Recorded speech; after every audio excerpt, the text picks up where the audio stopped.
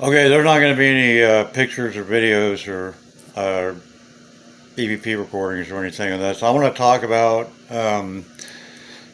something that people who may be going through a haunting like I am, the way that it might affect them. It is completely traumatic on a person's self confidence, on their security, their personal security. Um, it really is post traumatic stress disorder because you're going through it every single day, um, regardless of what time of day it is. Like in my house, it's 24/7. I could wake up at 9 o'clock and my dogs start freaking out and staring at stuff and barking at things that aren't there. And I'm seeing shadows moving on the wall where there shouldn't be any. I'm hearing bangs and, thuds around my house. And that's what I woke up to. Walk out of my bedroom, right into the middle of it, goes on all day long. And when it comes time to go to sleep, um, there are certain things that have to be done before you can go to sleep. You got to make sure there's lights turned on. Um, you got to check your house, make sure your house is empty. Um, and for me, I'm 55 years old, and here I am now afraid of the dark because I don't want to sleep in my house, in my bedroom in the dark.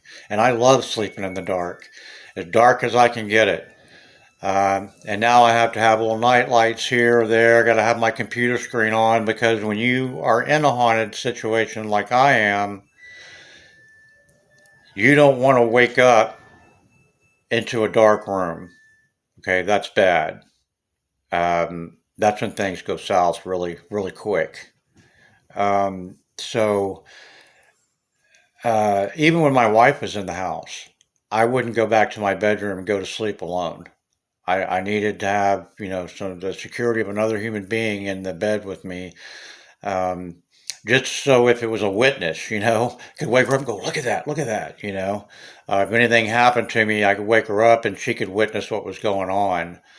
Um, which, it's another thing. Your credibility goes out the window. People think you're crazy. People think, you want attention. No, people that know me know I don't want attention. Okay, I don't like being out in public where people are looking at me. I don't like having uh, to socialize with people. When I go to the store to buy something, I want to get what I need, pay for it, and get the hell out of the store. Um, I want to spend as little time as possible talking to anybody. It's just the way I am. I don't like being around people all that much. Um, so when I sat down and thought about this one time, it's like I'm 55 years old and I don't want to go to bed. I'm exhausted, but I don't want to go to bed because I don't want to go into my room and be alone in my room where all this stuff was going on.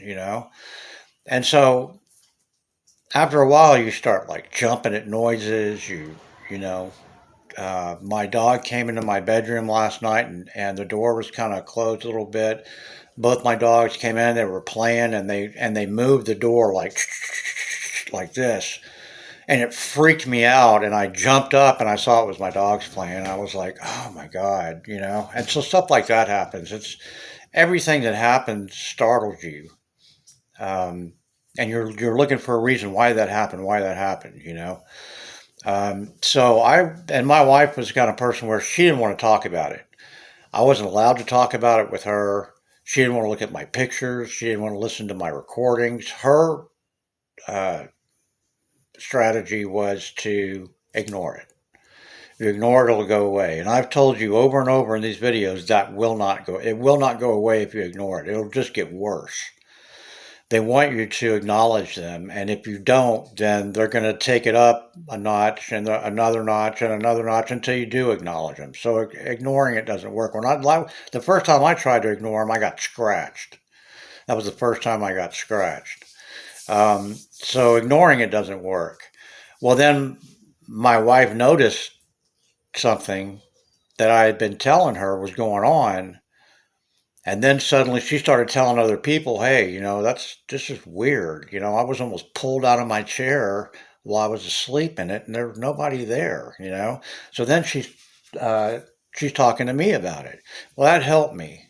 Um, because at that point I was looking for a psychiatrist. I needed to tell somebody what was going on around here. I could do my videos, but my videos are pretty one-sided. I'm talking to you and you're listening, but you're not talking to me. I don't get a whole lot of comments in my videos. I may get two or three, and that's it.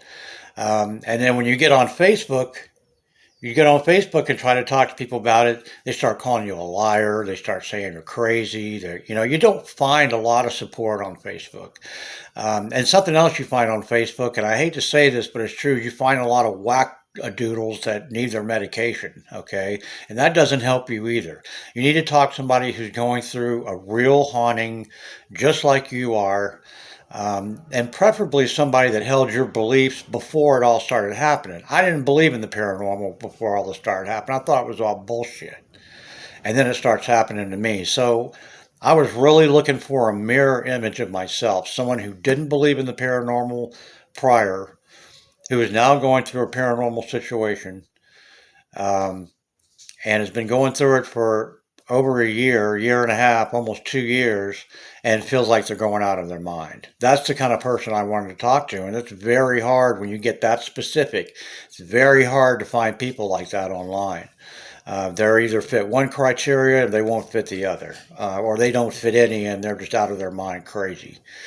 Um, so I was looking for a psychiatrist because I desperately needed to tell somebody what was going on. I wanted to talk my photographs through with somebody. Say, look at this. This is that, that, that, that, that. Give them the backstory, and actually have them believe you, and not have them look at you like, yeah, all right, man.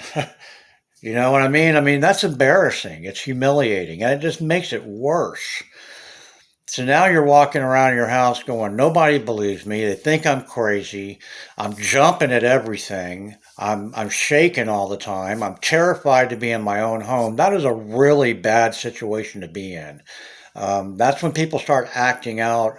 Even sane, rational people start acting out irrationally when they're under that kind of stress 24/7.